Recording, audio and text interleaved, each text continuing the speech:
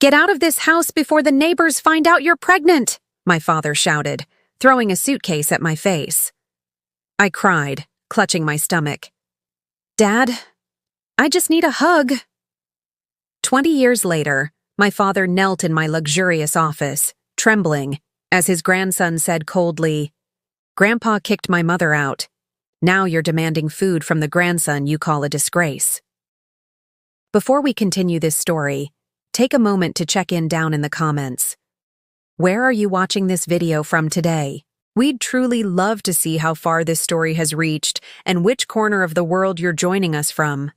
And don't forget to subscribe so we can continue bringing you powerful stories filled with inspiration, emotion, and meaningful life lessons that stay with you long after the video ends. My name is Clara, and let me tell you a little secret about rich families. They are exactly like cheap designer knockoffs. They look shiny, perfect, and expensive from a distance. But if you dare to look closely, the stitching is falling apart, the leather is fake, and the whole thing smells like toxic glue.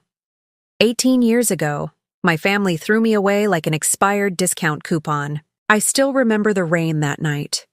It wasn't that poetic, soft London drizzle you see in those silly romantic movies where people kiss in the street.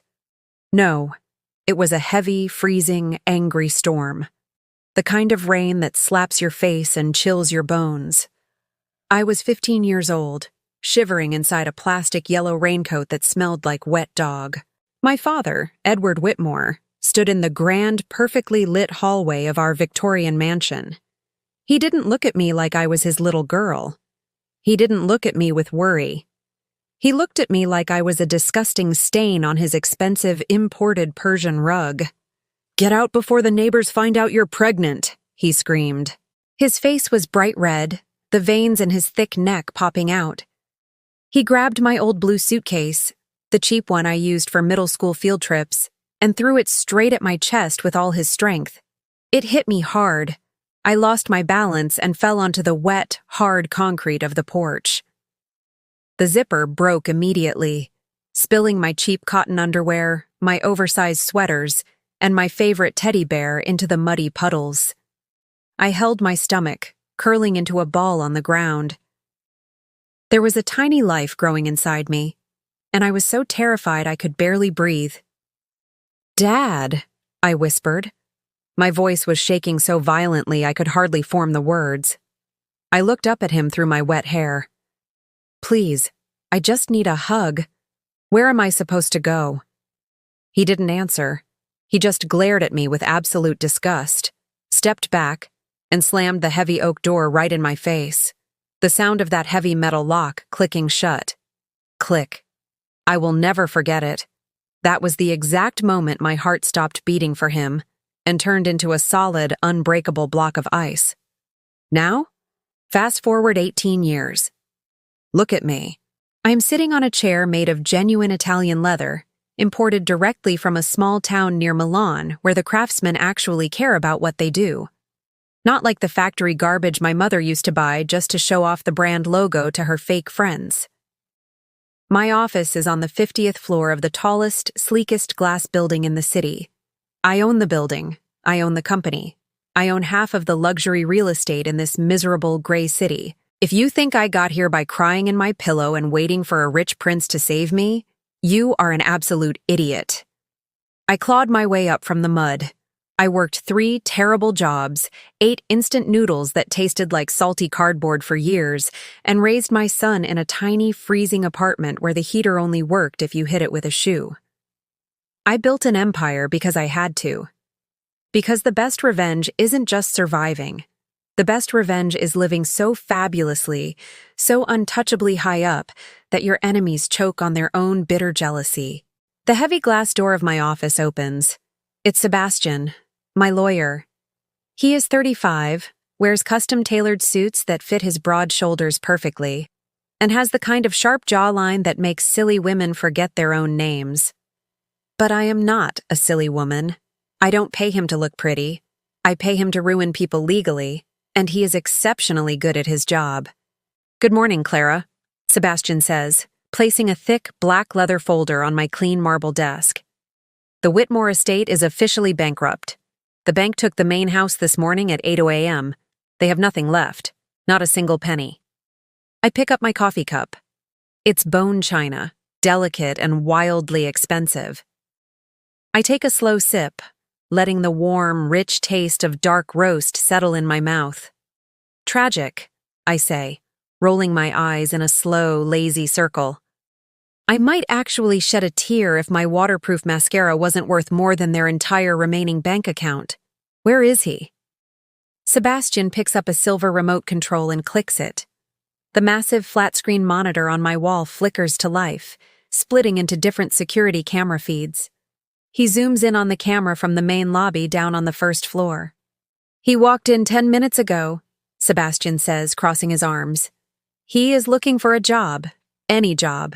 The front desk receptionist said he asked if we were hiring night shift cleaners. I lean forward, resting my chin on my manicured hand, narrowing my eyes at the screen. There he is. Edward Whitmore.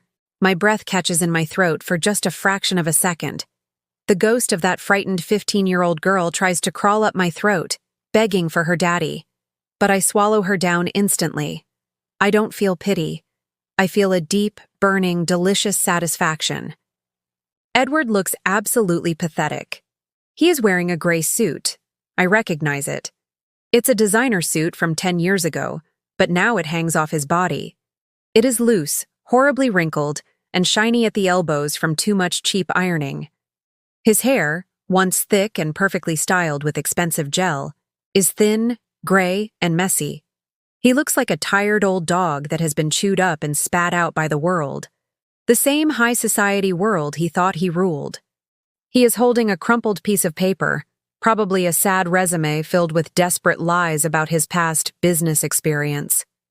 He is nervously looking around the grand gold and marble lobby of my building. He looks so small, so utterly insignificant. Should I send him away? Sebastian asks, his voice low and protective. He knows my history. He knows what that monster did to me. I can have security throw him out onto the street. It is raining today, actually. It would be quite fitting. I smile. It is a slow, cold, razor-sharp smile. The kind of smile a mother gives when she catches her child lying, right before she drops the ultimate punishment. Send him away? Oh, darling, no. That is far too easy, I say, crossing my legs gracefully. We are not throwing him out. We are going to welcome him with open arms. We are going to give him a job.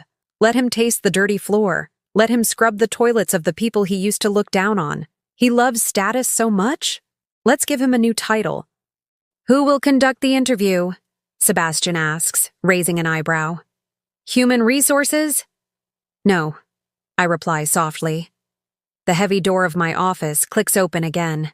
Footsteps echo on the hardwood floor. Slow, measured, perfectly confident. I turn my head. Standing there is Lucas, my son. He is only 17 years old, but he stands with the cold, imposing authority of a king. He is wearing a crisp, perfectly ironed white shirt, the sleeves rolled up just enough to show his expensive silver watch. He has my dark eyes, but he has a brain that is frighteningly sharp.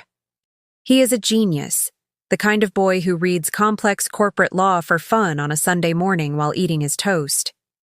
You called for me, Mother? Lucas asks. His voice is smooth, calm, and completely empty of any warm emotion. Your grandfather is in the lobby, Lucas, I say, pointing my pen at the security screen. He wants a job. He is begging for a chance to clean our floors.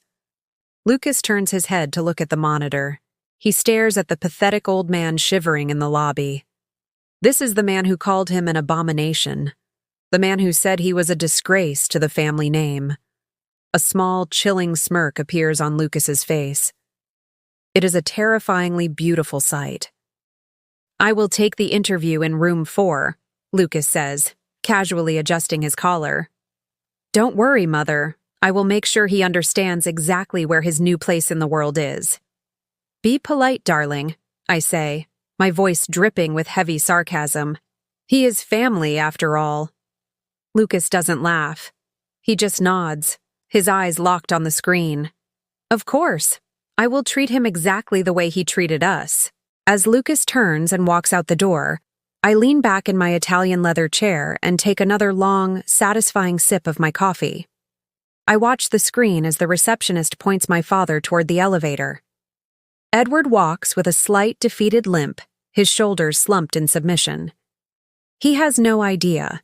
He has absolutely no idea that the billion-dollar empire he is begging to enter belongs to the pregnant teenager he threw into the rain. And he has absolutely no idea that the ruthless executive waiting to interview him in room 4 is the very grandchild he tried to erase from existence. Welcome to my world, Father. Don't forget to wipe your shoes. Let me tell you something about the delusion of old money. It is a sickness. Even when their bank accounts are completely empty, even when they are starving and their electricity has been cut off, they still expect you to serve them water in a crystal glass.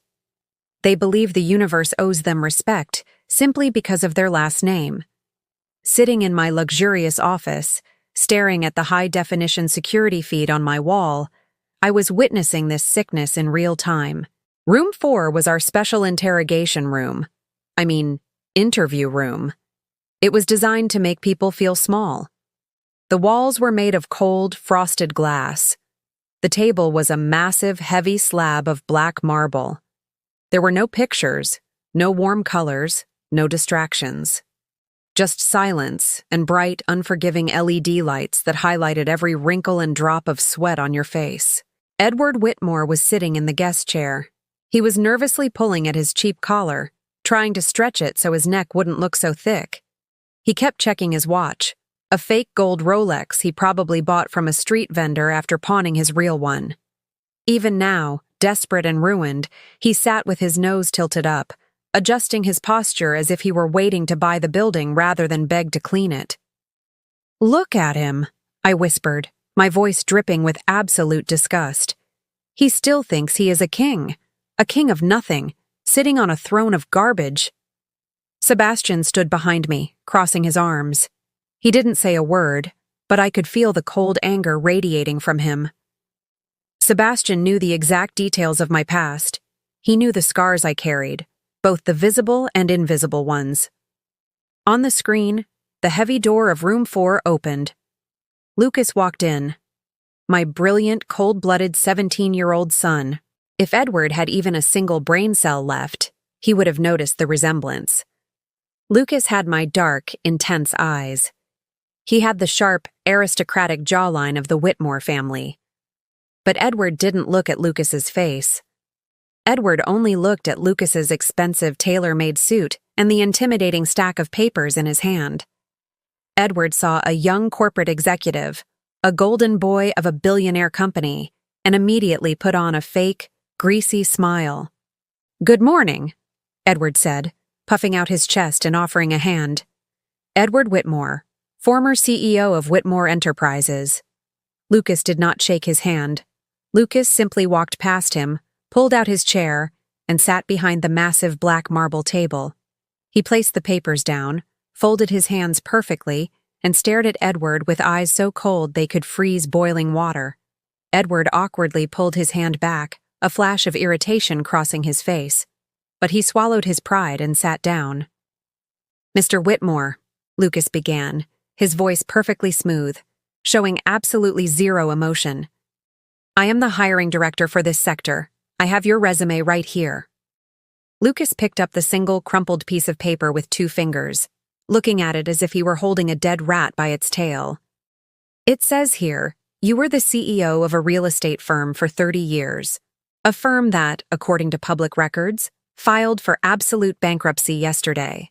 Tell me, Mr. Whitmore, why should my company hire a captain who just sank his own ship?" Edward's face turned red. The arrogance in his eyes flared up. He hated being questioned, especially by someone younger than him. "The market was unstable," Edward lied, his voice tight. "We had bad advisors, and frankly, my reputation was unfairly damaged a long time ago. It was a domino effect." "Damaged?" Lucas tilted his head slightly, pretending to be curious. "By what?" In my office, I gripped my bone china coffee cup so tightly my knuckles turned pure white. I knew what was coming. I could feel the ghost of that rainy night creeping up the back of my neck. Edward sighed, leaning forward, trying to sound like a tragic hero. A family tragedy, 18 years ago, my teenage daughter. She was a wild, disgusting creature. She got herself pregnant by some low-class trash. She nearly ruined our family's pristine image. He shook his head, looking disgusted. I had to be strong. I had to protect the family name. So, I kicked the little slut out into the street where she belonged. I cut the rot out of my house. But the rumors... High society is cruel, you see. They never let us forget the scandal. Crack. A loud, sharp noise echoed in my office. I looked down. The handle of my expensive coffee cup had snapped completely off in my hand. Hot, dark coffee spilled over my desk, dripping onto the floor. I was trembling. A violent, blinding rage washed over me. I wanted to march down to room 4, grab him by his thin gray hair, and smash his face into that black marble table. I wanted him to bleed. Sebastian quickly stepped forward, grabbing a silk handkerchief from his pocket and gently taking the broken cup from my shaking hands. He placed a warm, firm hand on my shoulder. "Breathe, Clara," Sebastian whispered. "Watch." I forced my eyes back to the screen. Lucas had not moved an inch. His face was completely blank. But if you knew my son like I did, you could see the slight twitch in his jaw. You could see the absolute terrifying darkness pooling in his eyes. When Lucas finally spoke, his voice was dangerously soft. "So you threw your own pregnant child into the street to protect your status?" Lucas asked. "It was a hard decision, but a necessary one," Edward said, nodding proudly, entirely missing the murderous aura radiating from the boy sitting across from him. "You have to know how to take out the garbage, young man, if you want to keep your house clean." Lucas smiled. It was not a happy smile. It was a cynical, predatory grin that sent a shiver down my own spine. "Fascinating," Lucas said softly. "You are very good at disposing of family trash, Mr. Whitmore. I need that skill." Edward's eyes lit up. He sat up straighter, relief washing over his pathetic face. "Are you offering me an executive consulting position? Because I can assure you, I have an excellent mind for management." "I am offering you a job," Lucas interrupted, sliding a thick blue folder across the table. "Sign the contract." Edward laughed out loud, practically snatching the pen from the table. "You will not regret this. I will bring this company so much prestige. What is my title? Senior Director? Vice President of Operations?" "Read the contract, Edward," Lucas commanded. He didn't say, "Mr. Whitmore." He just said, "Edward." Edward opened the folder. He skimmed the first page, his greedy eyes searching for the salary and the title. Suddenly, he stopped. The color completely drained from his face. His mouth opened, but no sound came out. He looked up at Lucas, his hands shaking violently, as if he had just been handed his own death certificate. Assistant janitor?" Edward choked out, his voice cracking. "Night shift? Scrubbing toilets? This is a joke. I am Edward Whitmore." "You are bankrupt, hungry, and entirely useless," Lucas replied coldly, leaning back in his chair. "That is the only position your skills qualify for. Minimum wage, no health benefits, and you start tonight." Edward looked like he was about to cry. He looked back down at the contract, desperately trying to find a way out. And then, his eyes landed on the final line of the page, the name of his direct supervisor. Edward gasped, dropping the contract on the floor as if it burned his fingers. "Arthur Bennett?" Edward whispered, pure horror in his voice. No, that's impossible. Arthur Bennett is a filthy, uneducated mechanic, a grease monkey. I used to spit on his garage floor. He cannot be my manager." Lucas stood up, buttoning his suit jacket with perfect elegance. He looked down at his grandfather like a god looking at an insect. "Arthur Bennett is our head of facilities," Lucas said. "And if you are late for your shift at midnight, Edward, He will deduct it from your pathetic paycheck. Welcome to the company." Lucas turned his back and walked out of the room, leaving Edward sitting alone in the cold, bright room, staring at his new reality. In my office, I finally took a deep breath. A slow, wicked laugh escaped my lips. Oh, the air up here at the top was truly magnificent. Let me tell you another truth about high society. Elite gala dinners are not about charity, and they certainly are not about celebrating art or culture. They are essentially giant, overly decorated aquariums for sharks who have forgotten how to hunt. So they just swim around in circles, showing off their fake plastic teeth and judging each other's scales. Tonight, the Kensington Grand Hotel ballroom was filled with these exact types of creatures. The air was thick with the suffocating smell of imported French perfume, roasting duck, and desperate hypocrisy. I stood near the grand crystal pillar, holding a glass of sparkling water with a single slice of lemon. I did not drink alcohol at these events. I needed my mind sharp.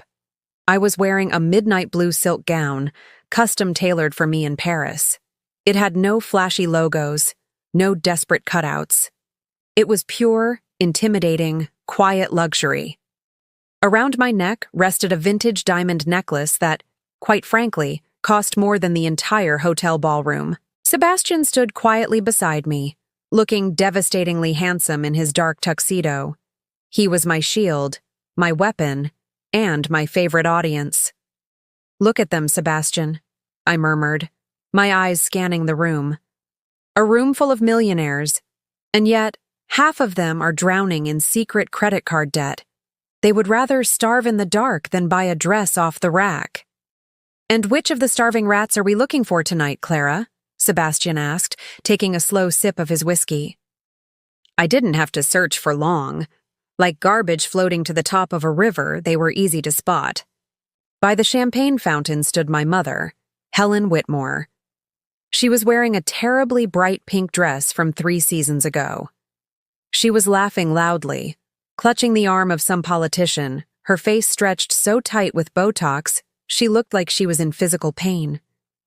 Seeing her made my stomach twist into a cold, hard knot. This was the woman who watched my father throw me into the freezing rain and did nothing. She didn't fight for me. She just turned around and asked the maid to clean the mud off the porch. But my mother wasn't my main target tonight. My eyes shifted to the couple standing a few feet away from her, Vincent and Olivia Hale. Just looking at them made the air in my lungs turn to ash. 18 years ago, Vincent was my first love. The cowardly, pathetic boy who promised me the world, only to vanish the moment my stomach started to grow. And Olivia? Olivia was the rich, spoiled girl who gladly took my place in his bed, laughing at my misery, telling everyone at school that I was a dirty, cheap, stray dog who tried to trap a good man. Time had not been kind to them. Vincent was losing his hair, his shoulders slumped in a permanent posture of defeat. Olivia, on the other hand, was trying far too hard. She wore a shiny silver dress that looked like aluminum foil, loaded with chunky, tasteless jewelry. "Target acquired," I whispered, a slow, dangerous smile spreading across my lips. As if feeling the weight of my stare, Olivia turned her head. Her eyes locked onto mine. For a second, confusion washed over her face. Then, recognition hit her like a physical blow. I could see the gears turning in her small, vicious brain. She still thought I was that helpless, weeping 15-year-old girl she chased out of town. She thought I was easy prey. She whispered something to Vincent, and together, they began walking toward me like a pair of triumphant vultures. "Clara? Oh my goodness, is that really you?" Olivia's voice was loud, piercing, and deliberately designed to draw the attention of the wealthy guests standing nearby. She stopped in front of me, looking me up and down with a fake, pitying smile. "I can hardly believe it. Who let you in here? Did you sneak in through the kitchen, or did you find a job as a coat check girl?" A few people around us stopped talking and turned to watch the drama. High society loves nothing more than a public humiliation. I did not flinch. I did not blink. I simply took a slow, elegant sip of my water, letting the silence stretch until it became incredibly uncomfortable for her. Vincent, however, was not looking at my face. His greedy, desperate eyes were glued to the diamonds resting on my collarbone. He swallowed hard. "Clara?" Vincent interrupted, his voice trembling slightly. Wow. You look incredible. It has been a long time. Life seems to have treated you well." I shifted my gaze to him. Looking at him now, I felt absolutely nothing. No heartbreak, no longing. Just a deep, profound disgust. "Vincent?" I said, my voice smooth as silk but cold as a morgue. "You look exactly as I remember, cheap." Vincent's face flushed deep red. He took a step back, humiliated. Olivia gasped, her fake smile instantly dropping into a vicious scowl. "Excuse me? How dare you speak to my husband that way? You are nothing but a disgraceful little tramp who ruined her own life. You come in here wearing rented jewelry, trying to act like you belong with us? You are trash, Clara. You will always be the garbage your family threw away." She raised her voice even louder, wanting the whole room to hear. She wanted to break me. She wanted me to run away crying, just like I did when I was a teenager. But I am not a teenager anymore. I am a monster forged in the fire they started.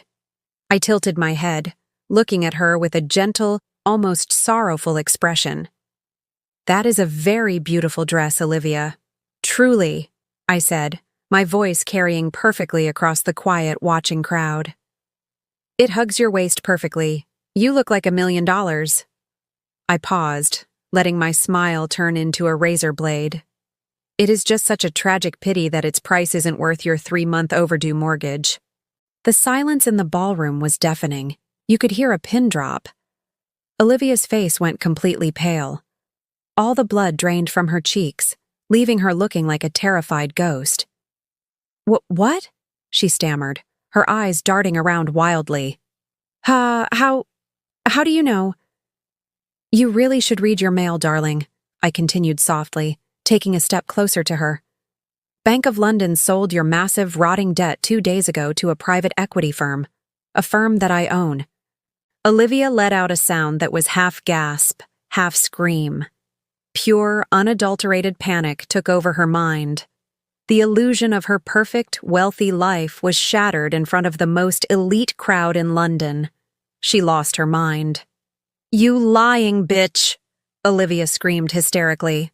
She raised her hand, aiming a vicious, open-palmed slap right at my face. I didn't even blink. I knew I didn't have to.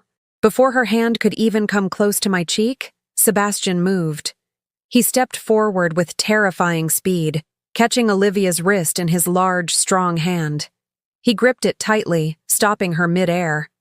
"Assaulting a billionaire in front of 50 witnesses is a very quick way to go to a very ugly prison, Mrs. Hale," Sebastian said. His voice was low, polite, and absolutely lethal. Olivia froze, trembling violently as Sebastian slowly released her wrist. He reached into the inner pocket of his tuxedo and pulled out a crisp, white, sealed envelope. With a cold, professional smile, he tucked the envelope into the small silver clutch Olivia was holding. "What is that?" Vincent croaked out, his whole body shaking. "That," I said, turning my back to them, "is the official foreclosure notice for your house. You have 48 hours to pack your bags and get off my property. Enjoy the rest of the champagne, Olivia. It is the last free drink you will ever have." I walked away, my heels clicking rhythmically against the marble floor, leaving them standing frozen in the middle of the ballroom, surrounded by the whispers and mocking laughs of the people they tried so hard to impress. My heart beat strongly in my chest, one down, the rest to go. Society loves to sell you this ridiculous, sugary fairy tale about mothers. They tell you that a mother's love is unconditional. They write poems about it, they make stupid movies about it, and they put it on expensive greeting cards. But let me tell you the harsh, ugly truth. Sometimes a mother is just a woman who gave birth to you, and then decided you were an absolute inconvenience to her lifestyle. It was a rainy Sunday morning. I was sitting in the living room of my private estate in Chelsea. The room was massive, decorated in soft creams and warm golds, with a fire crackling gently in the marble fireplace. I was wrapped in a thick cashmere blanket, holding a cup of hot Earl Grey tea, feeling utterly safe in the fortress I had built for myself. Then the security buzzer rang. "Ma'am," my head of security said through the intercom, "your mother is at the front gate. She is crying. She says it is a life-or-death emergency." My heart instantly dropped to my stomach. I am a ruthless billionaire who destroys corporate empires for breakfast, but hearing those words, "Your mother is crying," woke up the frightened 15-year-old girl hiding deep inside my chest. "Let her in," I whispered, my voice trembling against my will. A few minutes later, the heavy oak doors of my living room opened. There stood Helen Whitmore. She looked absolutely pathetic. Her hair, which used to be perfectly styled every single day, was messy and wet from the rain. She was wearing a beige trench coat that looked completely soaked. But what broke my defenses were her eyes. They were red, swollen, and filled with tears. As soon as she saw me, she collapsed to her knees on my expensive Persian rug. "Clara," she sobbed, burying her face in her hands. "Oh, my beautiful Clara. My baby girl." I froze. I should have called security. I should have laughed in her face. But the disease of needing your mother's love is a sickness that never truly cures itself. When you starve a child of affection for 18 years, they will gladly eat poison if it is handed to them on a warm plate. I slowly stood up, the cashmere blanket falling from my shoulders. I walked over to her and hesitated, my hands hovering in the air.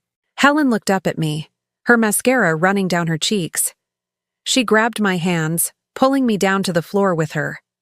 Before I could process what was happening, she wrapped her arms around my neck and pulled me into a tight, desperate hug. "I am so sorry, Clara," Helen cried, rocking me back and forth. "I am so sorry. I never wanted to throw you out. I fought him. I swear to God I fought your father that night. But Edward was a monster. He controlled the money. He controlled the house. He threatened to throw me onto the street too if I helped you. I was a coward, my baby. But I always loved you. I never stopped thinking about you." Her perfume, Chanel No. 5 mixed with the smell of rain, filled my nose. It was the smell of my childhood. Suddenly, my chest cracked open. The ice wall I had built around my heart shattered into a million pieces. The CEO, the ruthless businesswoman, the predator, she died in that moment. I was just Clara again. Just a little girl who desperately needed her mommy. I buried my face into her shoulder, and I broke down. I cried with a raw, agonizing wail that tore through my throat. 18 years of pain, of freezing nights, of hunger, of terrifying loneliness poured out of my eyes. I hugged her back tightly, holding on to her like she was a life raft in a dark ocean. "Mom?" I choked out, the word tasting strange and heavy on my tongue. "Mom, it was so hard. I was so scared." "I know, darling, I know," she whispered, stroking my hair gently. "But Mommy is here now. We can be a family again. Just you and me. You can forgive me, can't you? We can share your beautiful life. You can take care of your poor mother." I closed my eyes, entirely ready to surrender. I was ready to give her whatever she wanted. A house, a bank account, my forgiveness. Just to keep this warm feeling. Just to have a mother. Bang! The heavy oak doors flew open so violently they hit the wall. "Get your fake, manipulative hands off her right now, you absolute witch!" A loud, booming voice echoed through the room. I snapped my head up. Standing in the doorway was Amelia Frost, my best friend, my sister in arms. Amelia was not old money. She was a street-smart woman from East London with bright red lipstick, leopard print heels, and a temper like a loaded shotgun. Amelia marched across the room, grabbed Helen by the collar of her wet trench coat, and violently ripped her away from me. "Amelia, what are you doing?" I cried out, still sitting on the floor, wiping my wet face in confusion. "I am saving your stupid life, Clara," Amelia shouted, standing between me and my mother like a fierce guard dog. She glared down at Helen. "I know a rat when I smell one. Look at her, Clara. Look at her face." I looked at my mother. The loving, maternal warmth was entirely gone from Helen's eyes. Instead, there was a flash of cold, panicked anger. Amelia crouched down, getting right into my mother's face. "You didn't fight for her that night, Helen. You stood by the fireplace, drinking a glass of Merlot, and told the maid to lock the door so the cold air wouldn't ruin the room temperature. Do not dare play the victim in the house your daughter built from the mud you threw her in." The reality slapped me across the face harder than my father's suitcase ever did. The illusion shattered. The warm plate of food was indeed poison. I slowly stood up. I wiped the last tear from my cheek. The coldness returned to my veins, freezing over my heart once again, thicker and stronger than before. I looked at the woman on the floor. "Get up," I said. My voice was a dead, hollow whisper. Helen scrambled to her feet, her fake tears completely dry now. "Clara, please, listen to me." "Don't touch me," I interrupted, stepping forward, my eyes locking onto hers with terrifying intensity. "Don't you ever touch me with the hands you used to lock the door when I was freezing outside. Get out of my house before I have you thrown out like the garbage you are." Helen's face twisted into an ugly, bitter scowl. Seeing that her acting had failed, the real monster came out. She snatched her purse from the sofa, shot a venomous glare at Amelia, and stormed out of the room without another word. The room fell into a heavy, suffocating silence. I stood there trembling, feeling so incredibly stupid. I had almost let them win again. "I'm sorry, babe," Amelia said softly, stepping forward and putting a warm hand on my shoulder. "I know it hurts." Before I could answer, the door opened quietly. Lucas walked in. He was wearing his casual weekend clothes, a black sweater and jeans, holding a small black device in his hand with a glowing green screen. It was a radio frequency scanner. He didn't look at me or Amelia. He walked straight to the beige velvet sofa where my mother had placed her purse moments ago. "Lucas, what are you doing?" I asked, my voice still raspy from crying. Lucas didn't answer. He slipped his fingers between the cushions of the sofa. When he pulled his hand out, he was holding a tiny black object. It was no bigger than a coin. A highly advanced, professional-grade audio bug. My blood ran cold. "She wasn't here to apologize, Mother," Lucas said, his voice flat and robotic. "She was trying to record you. If you had verbally agreed to take care of her, or share your life while emotionally distressed, a good lawyer could twist it into a verbal contract to claim your assets." Amelia gasped, covering her mouth. "That evil, greedy bitch." Lucas walked over to the grand piano, where his laptop was sitting. He plugged the tiny bug into a USB adapter. "The device has an internal memory card. Let's see what happened right before she walked into the house." He clicked his mouse. A harsh static sound filled the elegant room, followed by the sound of a car engine running.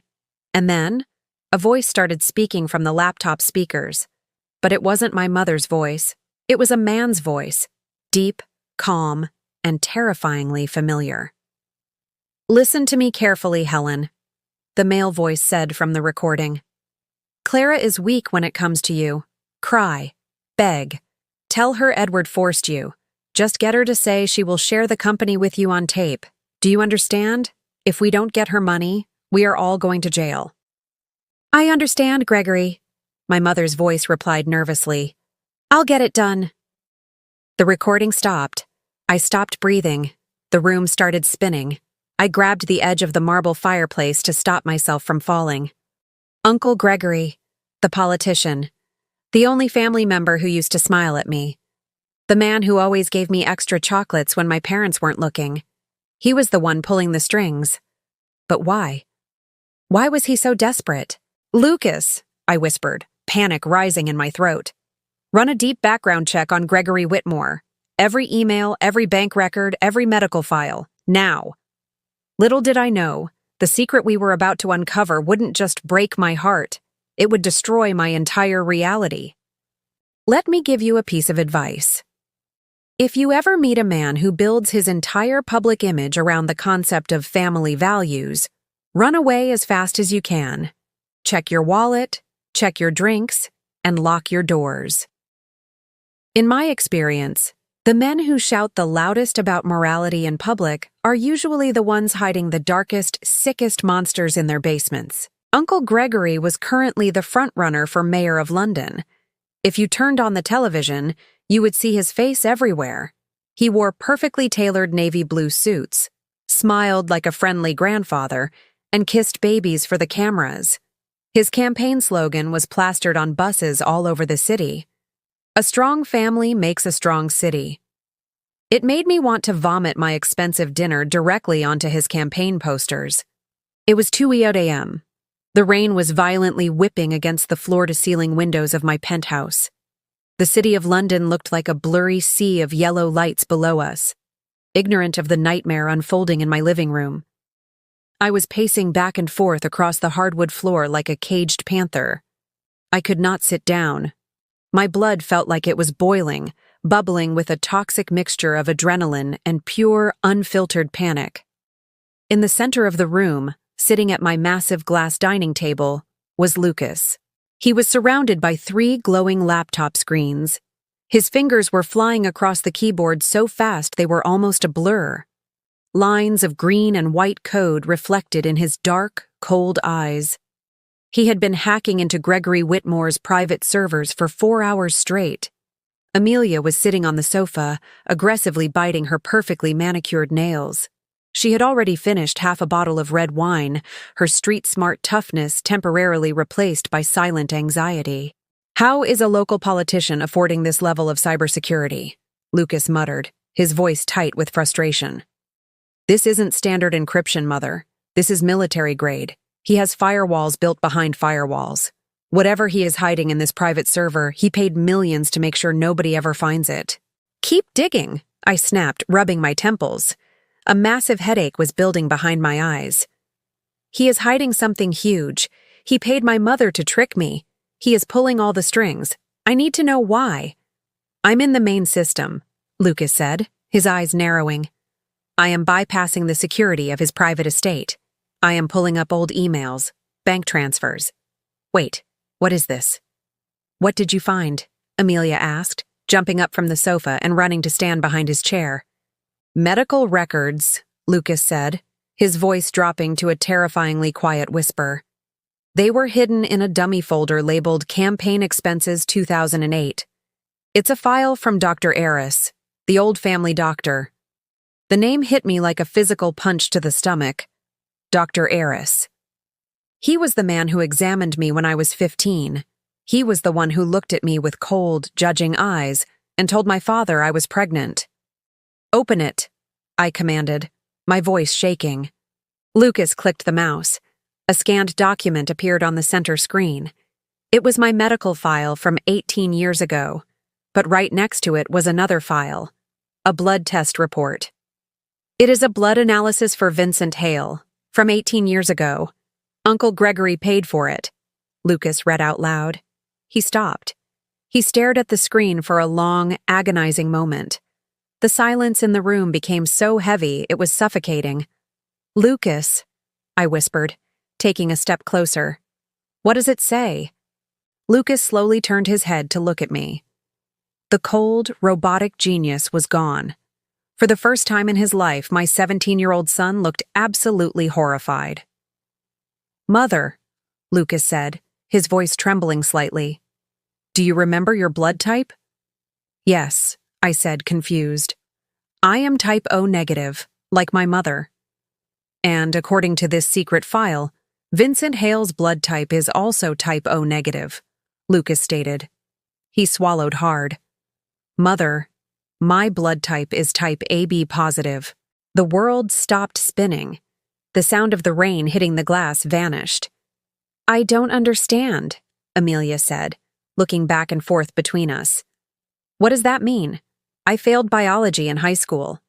It means it is biologically impossible, Lucas said, his voice turning into ice. 2 parents with type O blood can only ever produce a child with type O blood. It is a strict genetic rule. There is absolutely 0 chance that Vincent Hale is my biological father. My knees gave out. I collapsed onto the nearest dining chair, grabbing the edge of the glass table to stop myself from falling to the floor. No, I whispered. No, no, no. That's impossible. Vincent was my boyfriend. He was the only one.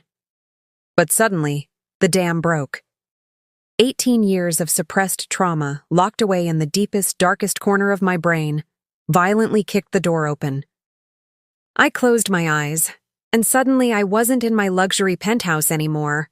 I was back at the country club. It was Uncle Gregory's 40th birthday party. I was 15.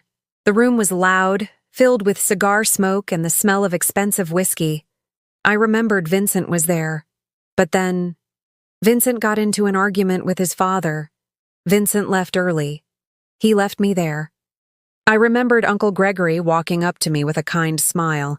He handed me a glass of pink fruit punch. "Drink up, Clara. Don't look so sad," he had said. I remembered drinking it. I remembered the music slowing down. I remembered the heavy velvet curtains spinning in circles. I remembered feeling like my bones had turned to liquid. I couldn't speak. I couldn't walk. Somebody carried me upstairs to the VIP guest bedrooms. I thought it was a dream. I thought I had just fallen asleep. I was drugged, I gasped out loud, my eyes flying open. I was hyperventilating, struggling to pull air into my lungs. Vincent wasn't even there. I passed out. I didn't know. Amelia fell to her knees beside my chair, grabbing my shaking hands. Oh my God, Clara. Oh my God. If it wasn't Vincent, I choked, tears of pure, blinding terror streaming down my face. Who was it? Why did Vincent take the blame? Why did he pretend it was his? Because he was paid, Lucas said. His voice was no longer that of a boy. It was the voice of a grim reaper. I just found the bank transfer. 3 days after the pregnancy was discovered, Gregory transferred £1 million into an offshore account owned by Vincent's father. He bought Vincent's silence. He bought a fake father to cover his tracks. Lucas turned back to the keyboard. His fingers slammed against the keys with violent, angry force. There is one more file, a highly encrypted photo hidden inside the medical folder. A security camera still from the hallway of the country club, Lucas said, his jaw locked tight. I am breaking the encryption now. A progress bar appeared on the screen. 97%. 98%. 99%. Ding. The image loaded. It was black and white, grainy, but the lighting was clear enough. It was a time-stamped photo of a VIP bedroom door at the country club. The door was half open. On the bed, you could see the arm of a young girl wearing my exact party dress, unconscious. And walking out of the door, adjusting his belt and looking directly up at the hidden security camera with a cold, dead expression, was the man who had done it. I stared at the screen. The air left the room entirely. My vision went black at the edges.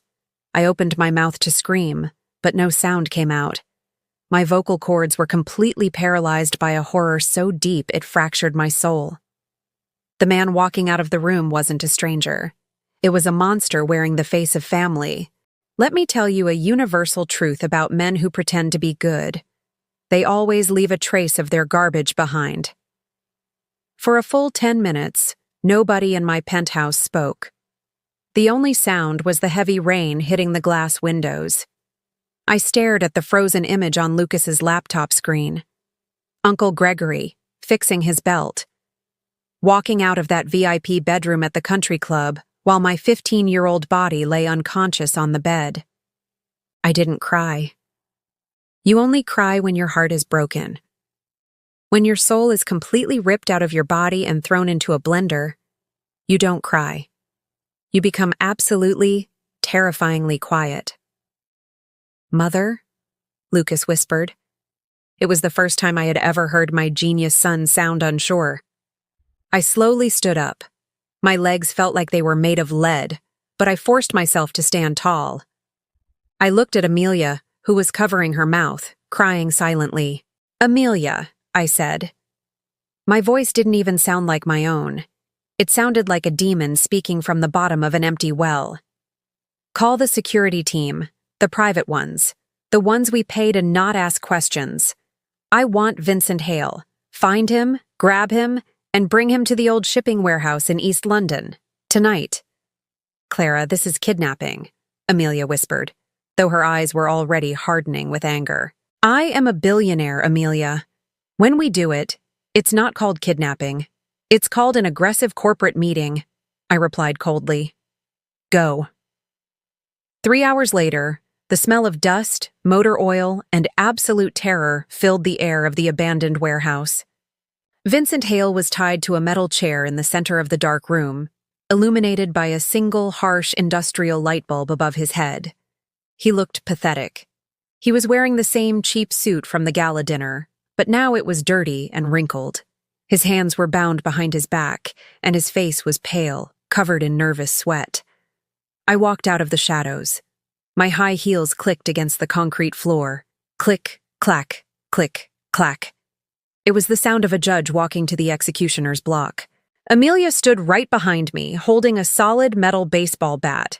She wasn't going to hit him, but my God, did it look fantastic for the aesthetic. "Clara!" Vincent screamed, his voice cracking like a terrified little boy. "Clara, please! What is this? Your goons dragged me out of my cheap motel. You already took my house. You already ruined my wife. What more do you want?" I stopped right in front of him. I looked down at his balding head, his weak shoulders, his trembling knees. 18 years ago, I cried over this man. I begged this man to love me. It made me want to laugh until my lungs bled. "I don't want your house, Vincent. I wouldn't let my dog sleep in your house," I said, leaning in close so he could smell my expensive perfume. "I want the truth. 18 years ago, the country club, Uncle Gregory." Vincent's eyes shot wide open. The panic in his face was so extreme I thought he might actually have a heart attack right there. I don't know what you are talking about." Smash! Amelia swung the baseball bat, hitting the metal pole right next to Vincent's ear. A deafening, ringing noise echoed through the warehouse. Vincent screamed, crying real tears now. "Do not lie to me, you pathetic little worm!" I roared, my composure finally breaking. I grabbed him by the collar of his shirt, yanking him forward. "I saw the bank transfer. I saw the £1,000,000 Gregory sent to your father. You were not in that room with me. You never touched me. Why did you say the baby was yours?" Vincent broke. He started sobbing, completely humiliated. "I'm sorry.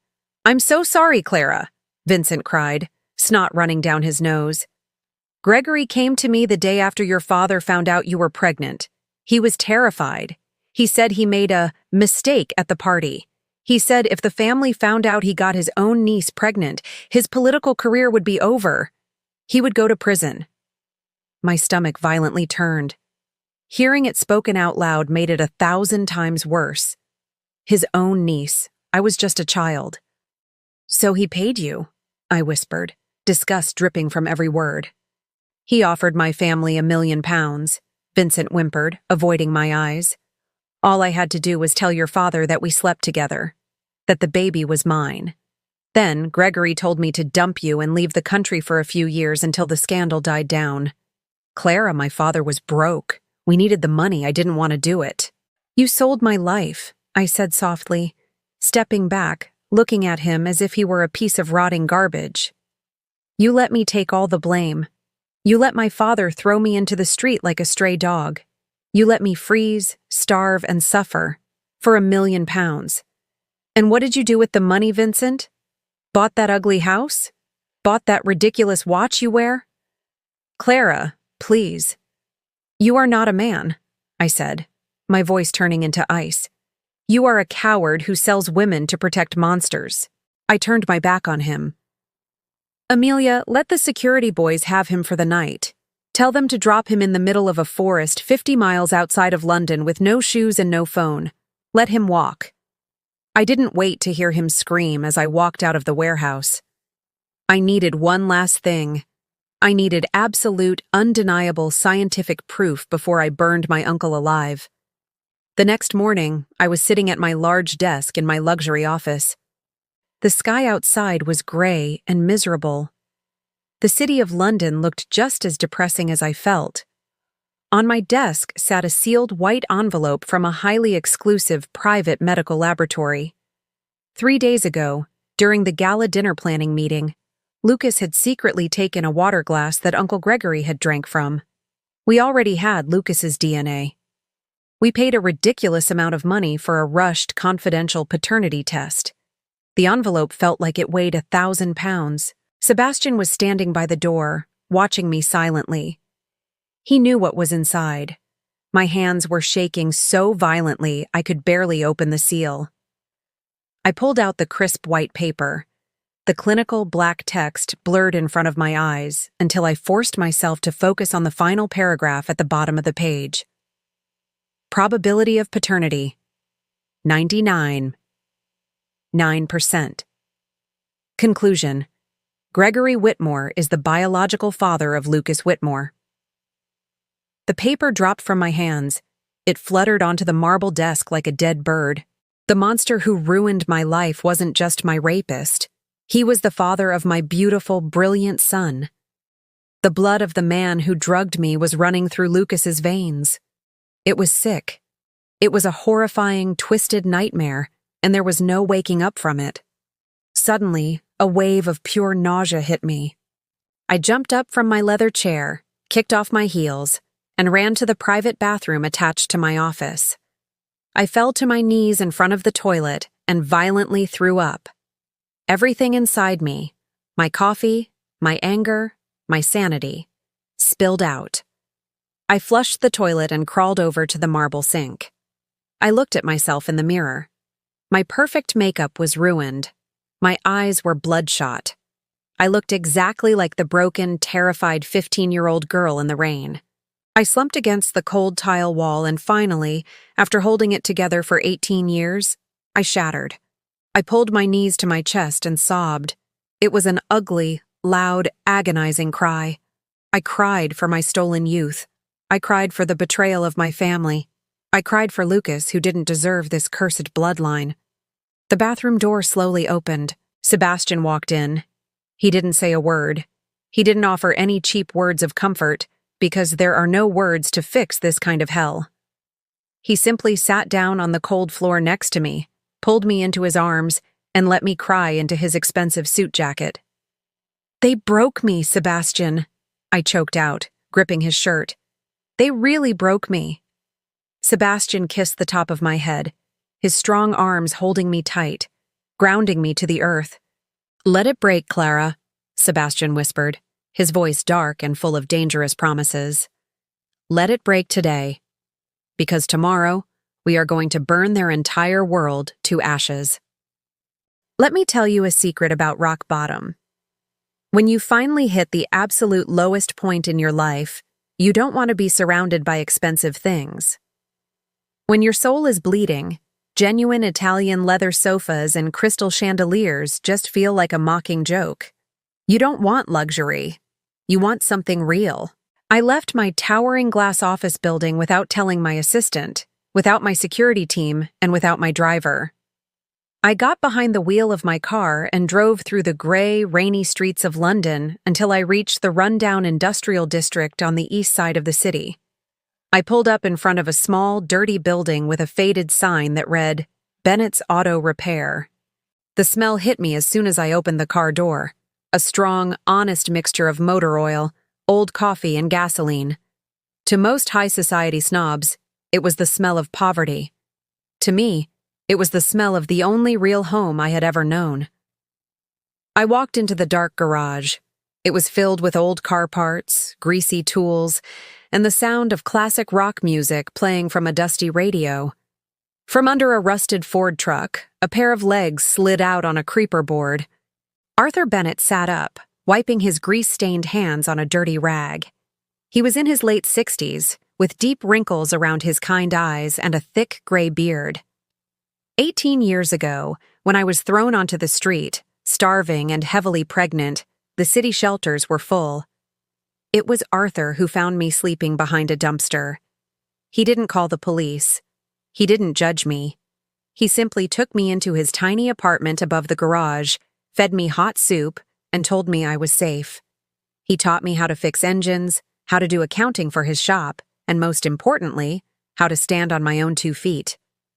Arthur was the father Edward Whitmore pretended to be. Arthur looked at me. I was wearing a 5,000-pound designer suit. My hair was perfectly styled, but my face was completely broken. He dropped the rag. "Clara," he said, his rough voice filled with instant worry. That was all it took. I didn't have to say a single word. I ran across the oily concrete floor, threw my arms around his thick neck, and buried my face in his dirty mechanic's overalls. I cried. I cried with the loud, ugly, gasping sobs of a terrified child. Arthur didn't ask what was wrong. He didn't tell me to calm down. He just wrapped his big, strong arms around me, resting his chin on the top of my head. His calloused, greasy hand gently patted my back. "I've got you, kid," Arthur whispered. "Whatever it is, I've got you. Nobody is going to hurt you here." I cried until my lungs burned and my eyes were completely dry. I felt dirty. I felt infected. The knowledge that Uncle Gregory, my own flesh and blood, was the monster who drugged me, the monster whose DNA was running through my son's veins. It made me want to scrub my skin with bleach. 20 minutes later, I was sitting on a pile of old tires, wrapped in Arthur's oversized flannel jacket, drinking a cup of terrible, bitter black coffee. Then, the sound of a heavy engine echoed outside. A sleek, black luxury sedan parked right next to my car. The garage doors opened. Sebastian and Lucas walked in. My heart instantly stopped beating. Panic seized my throat. I squeezed the coffee cup so hard the cheap plastic cracked. Lucas. He knew. He knew everything. He knew that the brilliant, royal Whitmore blood he thought he carried was actually a sick, twisted joke. He knew he was the product of a nightmare. I couldn't look at him. I stared at the oily floor, waiting for the disgust. I was waiting for him to look at me with pity, or worse, with revulsion. I was waiting for him to scream, to ask why I didn't protect myself, why I didn't know. I heard his footsteps stop right in front of me. "Mother," Lucas said. His voice was quiet. I slowly raised my head. I prepared myself for the worst pain of my life. But when I looked into Lucas's eyes, I didn't see disgust. I didn't see a broken teenage boy crying over his ruined identity.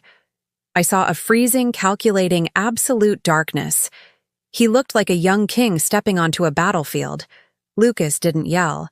Instead, he knelt down on the dirty concrete floor, completely ignoring the oil stains ruining his expensive trousers. He reached out and gently took the cracked coffee cup from my shaking hands. Then, he wrapped his arms around me and hugged me tight. "Listen to me," Lucas whispered in my ear. His voice was not the voice of a child. It was the voice of a protector. "You are not dirty. You did nothing wrong. You are not a victim, Mother. You are a survivor. And they are our prey." A fresh wave of tears stung my eyes, but this time they were tears of profound relief. My son didn't hate me.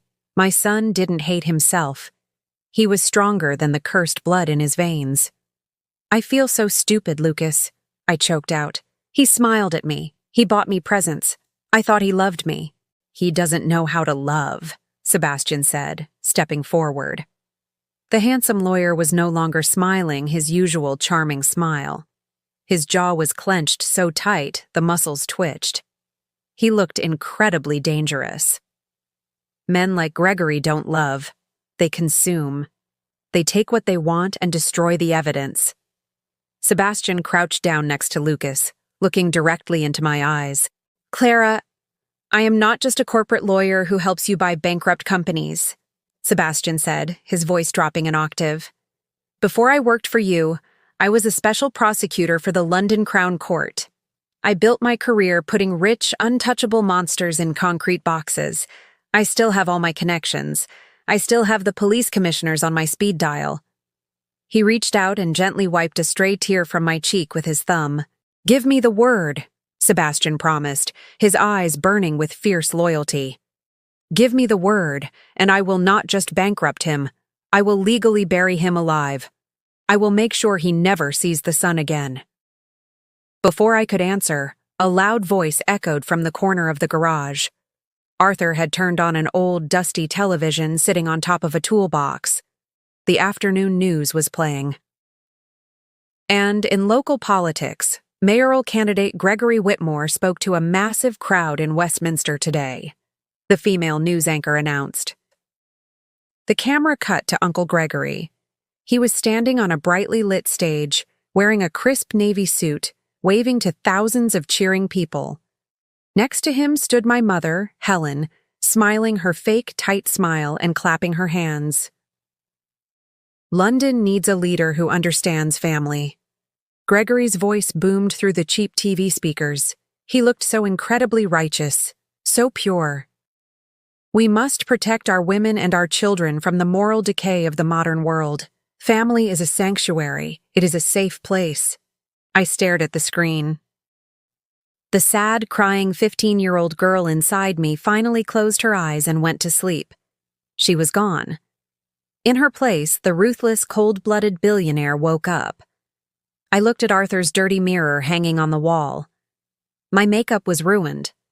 My hair was a mess. But my eyes were sharp. They were the eyes of a predator who had just spotted a very fat, very arrogant rat. I slowly stood up from the pile of tires. I took off Arthur's flannel jacket and smoothed down my designer dress. I opened my expensive leather handbag, pulled out my signature dark red lipstick, and carefully applied it. Mother? Lucas asked, standing up beside me. A small, dangerous smirk started to form on his lips. He knew exactly what was happening. I closed the lipstick tube with a sharp click. He wants to play the family man? I said, my voice smooth, cold, and dripping with venom. Fine, let's give him a family reunion. Sebastian, draft the invitations. We are hosting a VIP dinner party at the penthouse tomorrow night. Sebastian stood up, adjusting his suit jacket, a predatory smile matching mine. And who is on the guest list, Clara? Everyone, I replied, staring at Gregory's smiling face on the television screen. My father, my mother, Vincent, Olivia, and the guest of honor, Uncle Gregory. Tell them I want to reconcile. Tell them I am ready to share my empire with the family. They will come running like starving dogs to a butcher shop. Arthur chuckled darkly from the background. Exactly, I said, walking toward the garage exit. Let them put on their best suits. Let them drink my expensive wine.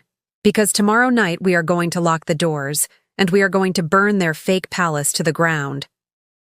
Let me teach you the most fundamental rule of destroying greedy people. You do not have to lift a finger to kill them. You simply put 2 starving rats in a tiny cage, drop a single piece of cheese in the middle, and watch them eat each other alive. It was 11:30 p.m. My father, Edward Whitmore, the former CEO and king of the Whitmore family, was currently working his 4th shift as an assistant janitor at my corporate headquarters. I was sitting in my dark, silent office on the top floor, sipping an incredibly expensive glass of Bordeaux wine. On my desk, Lucas's laptop was open. The screen was divided into 2. One half showed the live security camera feed from the basement filing room. The other half was a live audio waveform connected to a tiny microphone Lucas had discreetly placed inside Edward's new, cheap cleaning cart. He looks miserable, Sebastian noted, leaning against the edge of my desk, watching the screen. Miserable is exactly the aesthetic I was aiming for. I replied, taking a slow sip of my wine. On the screen, Edward was aggressively scrubbing a stain off the basement floor. He was sweating heavily, his face red with exhaustion and suppressed rage. He muttered angry curses under his breath every time he had to dip his mop into the dirty gray water. This was a man who used to scream at waiters if his steak was cooked 1 minute too long. Now he was taking orders from Arthur, the mechanic he used to spit on. But I didn't put Edward in the basement just to torture him. I put him there because the basement filing room was currently housing the overflow documents from my recent corporate acquisitions. And I had made sure that a very specific, very thick red folder was left carelessly sitting on top of a filing cabinet, right next to the trash bin Edward was supposed to empty. "Do you really think he is stupid enough to take the bait?" Sebastian asked, crossing his arms. "He is not stupid, Sebastian. He is desperate," I corrected. "Desperation makes people think they are geniuses right before they walk off a cliff. Watch." On the screen, Edward finished mopping. He leaned the mop against the wall and walked over to the filing cabinet to empty the trash. As he reached for the bin, his eyes naturally fell upon the bright red folder sitting there. It was clearly marked in bold black letters. Confidential, Financial Audit. Whitmore Mayoral Campaign. Edward stopped. He looked over his shoulder nervously, checking the empty hallway. "Go on, Daddy," I whispered to the screen. "Open it. It's a gift." Slowly, his trembling hand reached out and opened the folder. Inside that folder was a masterpiece of financial forgery created by Lucas over the past 24 hours. It contained highly detailed, seemingly authentic documents showing that Uncle Gregory's political campaign was completely fake. The documents proved that Gregory was laundering millions of pounds from campaign donors directly into offshore bank accounts. It was a massive embezzlement scheme. It was fake, of course, but the numbers, the signatures, and the bank routing codes looked absolutely flawless. We watched the live camera feed as Edward's eyes widened. He began flipping through the pages frantically. His mouth dropped open. He started breathing heavily, a sick, greedy smile slowly spreading across his tired face. "He thinks he just struck gold," Sebastian chuckled darkly. "He thinks he just found a loaded gun," I said, leaning back in my chair. "And he is going to point it directly at his brother." Edward quickly shoved the red folder inside his janitor's jacket, zipped it up tight, and practically ran to the basement bathroom, locking himself inside one of the stalls. "Audio feed is clear," Lucas's voice suddenly crackled through the computer speakers. Lucas was working from the tech room 2 floors down.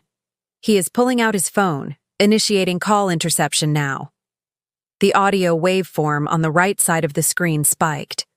We heard the sound of Edward dialing a number. It rang 3 times before a deep, annoyed voice answered. "What is it, Edward? It is nearly midnight. I am preparing for a press conference tomorrow." Uncle Gregory's voice echoed into my quiet office. "Hello, little brother," Edward said. His voice was no longer the pathetic, whining tone of a defeated man. He sounded arrogant again.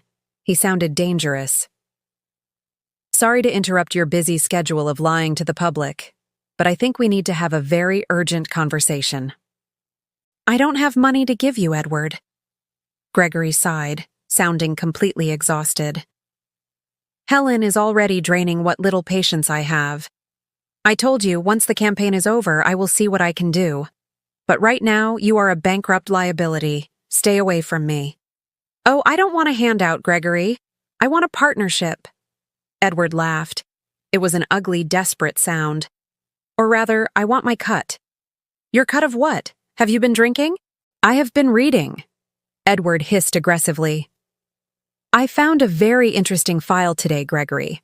A financial audit. It seems your campaign for the family is actually a highly sophisticated money laundering operation. 5 million pounds funneled into an account in the Cayman Islands? Really, brother? And here I was, scrubbing toilets, while you were stealing millions from your idiot supporters." Silence fell over the phone line. In my office, Sebastian and I exchanged a chilling smile. The trap had snapped shut. "I don't know what you are talking about," Gregory finally said. His voice was carefully controlled, but I could hear the faint tremor of panic underneath it. He was a guilty man, which meant he was incredibly paranoid. He probably was stealing money, just not the money in that specific fake file. But to a guilty conscience, any accusation feels like the truth. "Where did you get that information? Are you hacking my servers?" "It doesn't matter where I got it," Edward yelled, high on the adrenaline of newfound power. "What matters is that if this file accidentally gets emailed to the London Times tomorrow morning, your political career is dead. You won't be mayor, Gregory. You will be sharing a prison cell with drug dealers." "Edward, listen to me." "No, you listen to me," Edward interrupted violently. "I am the head of this family. I built our name, and I will not die as a janitor while you pretend to be a saint. You have until tomorrow night to wire £2 million into my private account. Cash, untraceable." "2 million? Are you insane?" Gregory shouted, dropping his calm politician persona completely. "I don't have that kind of liquid cash. You are blackmailing your own brother." "And you watched your brother go bankrupt and did nothing," Edward spat back viciously. "2 million, Gregory, or I burn you to the ground. Have a good night." Click. Edward hung up the phone. The audio feed went quiet. On the camera, we watched Edward exit the bathroom stall, aggressively adjusting his cheap janitor uniform. He looked at himself in the bathroom mirror, gave himself a proud, arrogant smile, and walked out. I leaned forward and pressed the spacebar to pause the recording. The silence in my office was heavy, pregnant with absolute victory. "Well," Sebastian said, pouring himself a small glass of wine. "That was incredibly easy. He didn't even question the authenticity of the file." "Greedy people don't ask questions when they think they have the upper hand," I said, swirling the dark red liquid in my glass. "Edward is a parasite, and Gregory is a cornered animal. Tomorrow night, at my dinner party, both of them are going to walk into my penthouse thinking they hold the winning cards." "Edward thinks he is blackmailing Gregory for money," Sebastian summarized, a cruel smile playing on his lips. "And Gregory?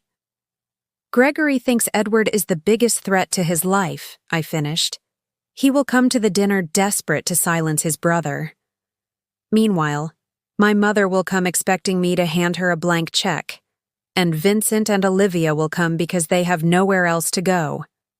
They will all be in one room, locked inside." I looked at the paused image of Edward smiling proudly in the dirty bathroom mirror. "They think they are playing chess," I whispered softly into the quiet room.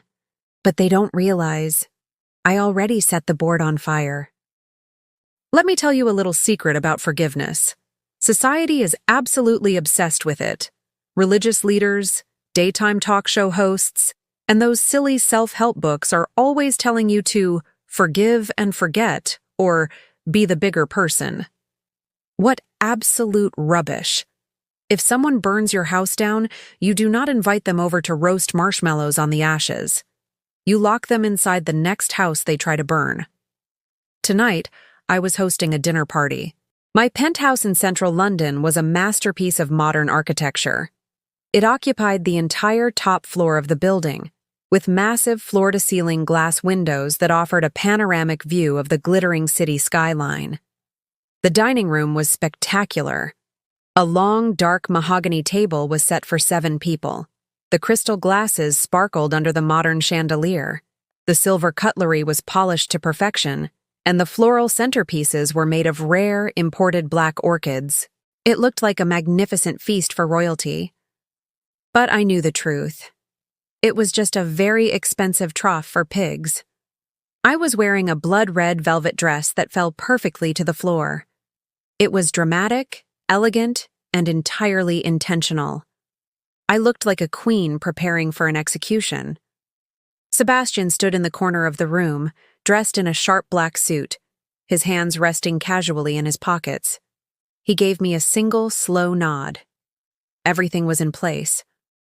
The private elevator pinged, the doors slid open, and my guests began to arrive. Vincent and Olivia were the first to walk in. They looked absolutely exhausted. Since I foreclosed on their house 2 days ago, they had been sleeping in a cheap motel.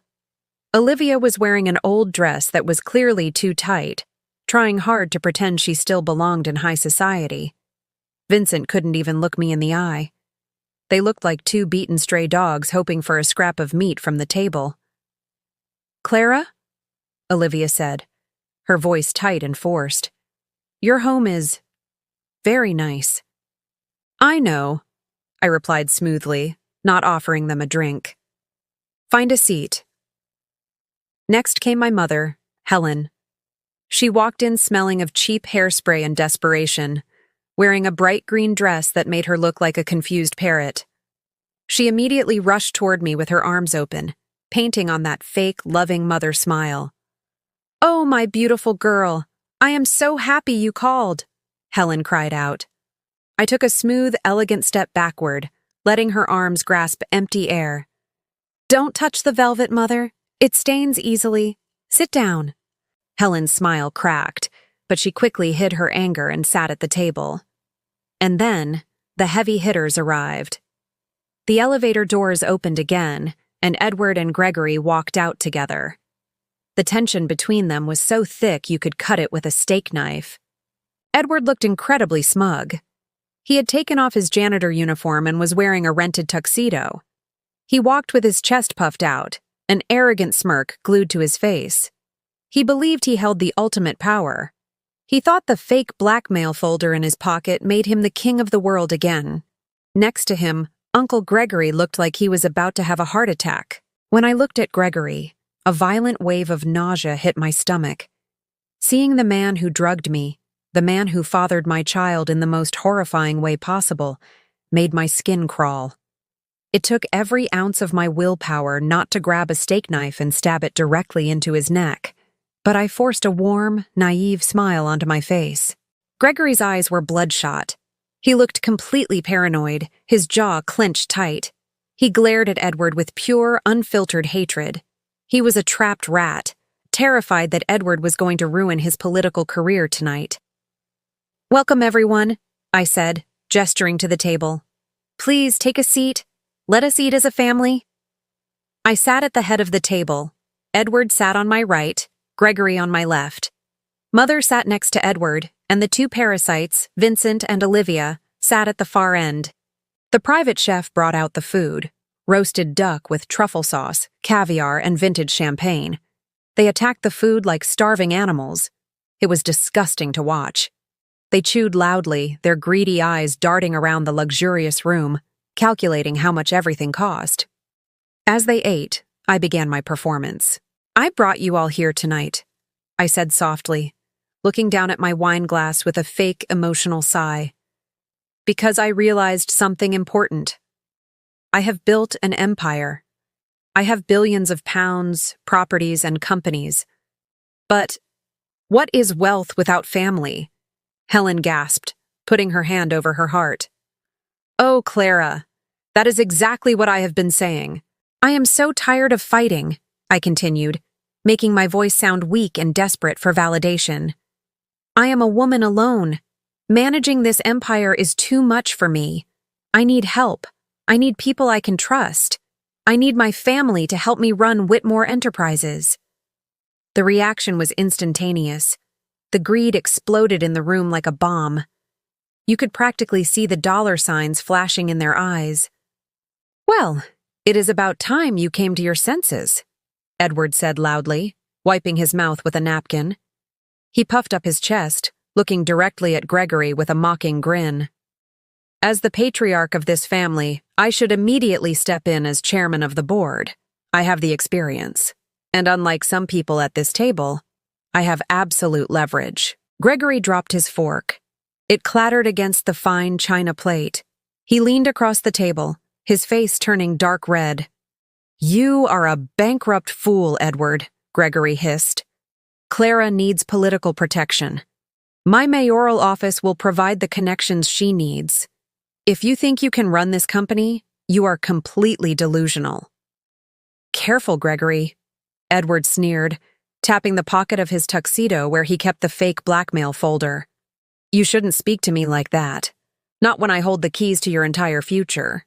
You don't hold anything but empty threats, you pathetic old man, Gregory shouted, slamming his fist on the table.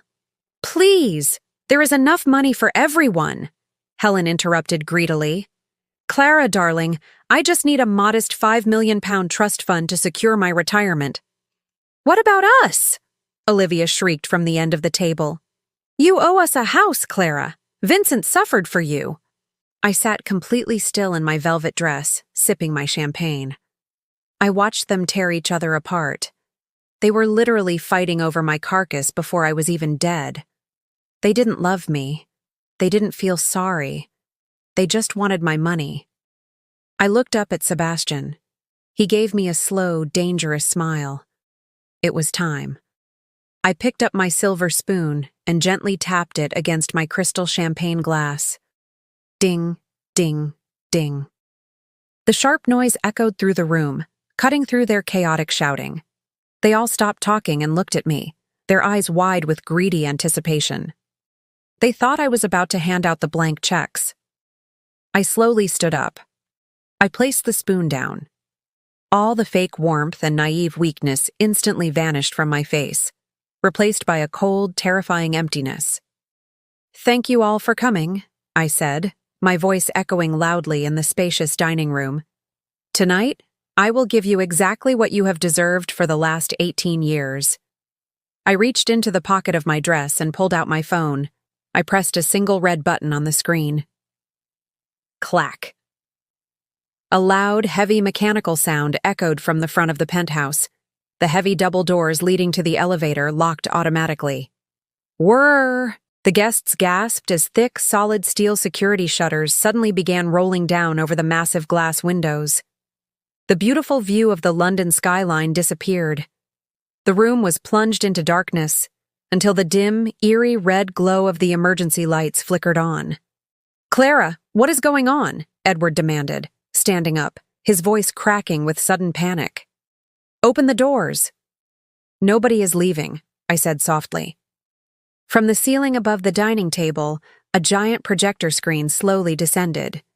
The projector clicked on, casting a harsh, bright white light across the terrified faces of my family. The Last Supper was over. Welcome to hell. Let me tell you a simple truth about people who think they are untouchable. When you strip away their expensive clothes, their big houses, and their fancy titles, they are no different than cornered rats in a sewer.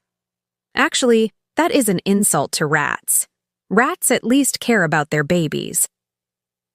The dining room was sealed tight. The heavy steel shutters blocked out the city, leaving only the dim, blood-red emergency lights and the harsh white glare of the giant projector screen. Panic instantly hijacked the room. Clara, what is the meaning of this? Edward barked, his face turning red. He tugged at his rented tuxedo collar, suddenly finding it very hard to breathe. Open those doors right now. I am your father. Sit down, Edward, I commanded. My voice wasn't loud, but it cut through the room like a freezing winter wind. I sat comfortably at the head of the table, crossing my legs under my velvet dress. I picked up my crystal glass of vintage champagne and took a tiny, elegant sip. I promise to give you all what you deserve, I said smoothly. And tonight, the currency is the truth. Watch the screen. Consider this a family home video. The projector clicked. The screen lit up with the security camera footage from the basement of my office building. The audio was crystal clear. Everyone at the table froze as they heard Edward's voice echoing loudly through the dining room. I found a very interesting file today, Gregory, a financial audit. It seems your campaign for the family is actually a highly sophisticated money laundering operation. Edward's eyes widened in absolute shock. He patted the pocket of his tuxedo where he was hiding the fake folder. He looked at me, then at the screen, his brain struggling to understand how I had a recording of a phone call he made in a locked bathroom stall. 2 million, Gregory, or I burn you to the ground, The recorded voice of Edward sneered. The video paused. Uncle Gregory leaped out of his chair, his face twisting into an ugly mask of pure rage. He pointed a trembling finger at my father. "You absolute idiot!" Gregory screamed, spit flying from his lips. "I told you I was innocent. She set you up. She faked the file and you took the bait like a starving, brainless dog. You ruined us." I didn't know," Edward stammered, backing away from the table, his arrogant posture completely deflated. "Clara, you tricked me. You set a trap for your own father." "Oh, hush," I said lazily, waving my hand. "Don't be so dramatic, Edward. Blackmail is such a boring crime. Let's move on to the main feature, shall we? This next clip is my absolute favorite." I pressed the button on my phone again. The screen went black for a second, then a new video started playing. It was dark, illuminated only by a harsh industrial light. Tied to a metal chair in the center of an empty warehouse was Vincent. He looked sweaty, terrified, and pathetic. Sitting at the far end of the table, the real Vincent let out a high-pitched gasp. "No, Clara, please don't," he begged, covering his face with his hands.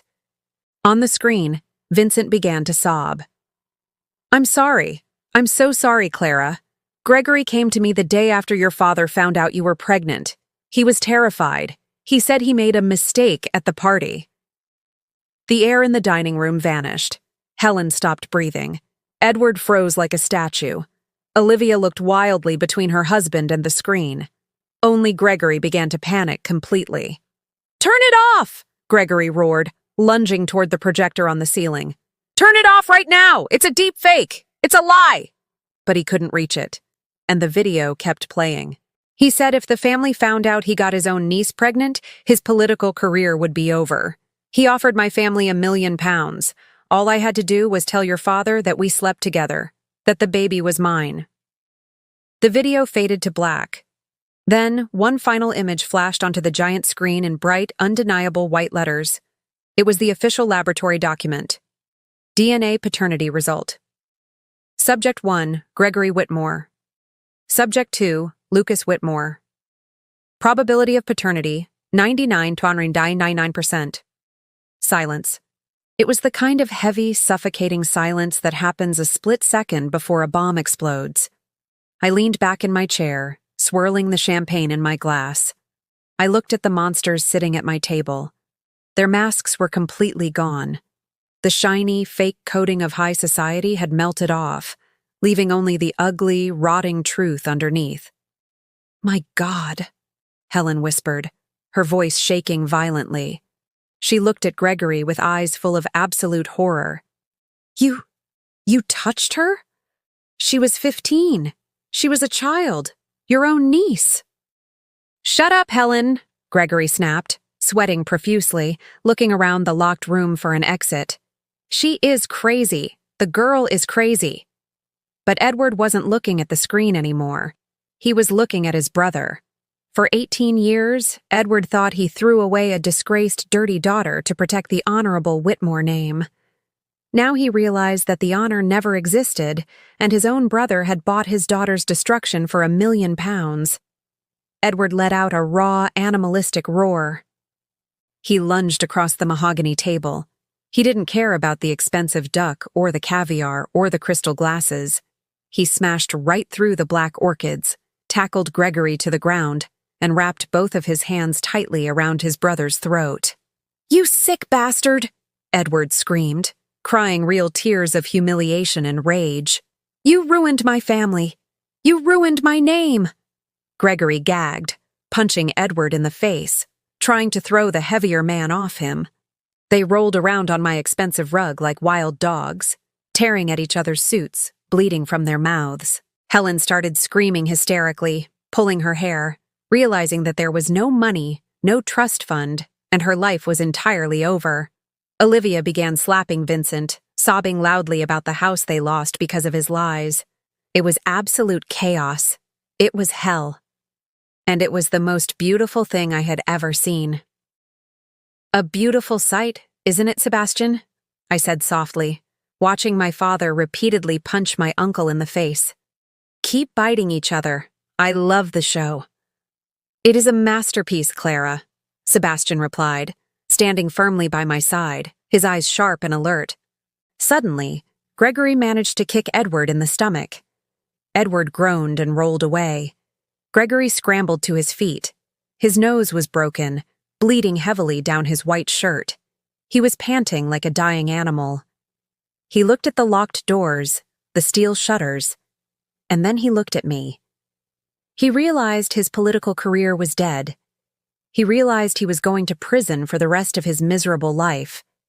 He had absolutely nothing left to lose. Gregory reached inside his ruined jacket.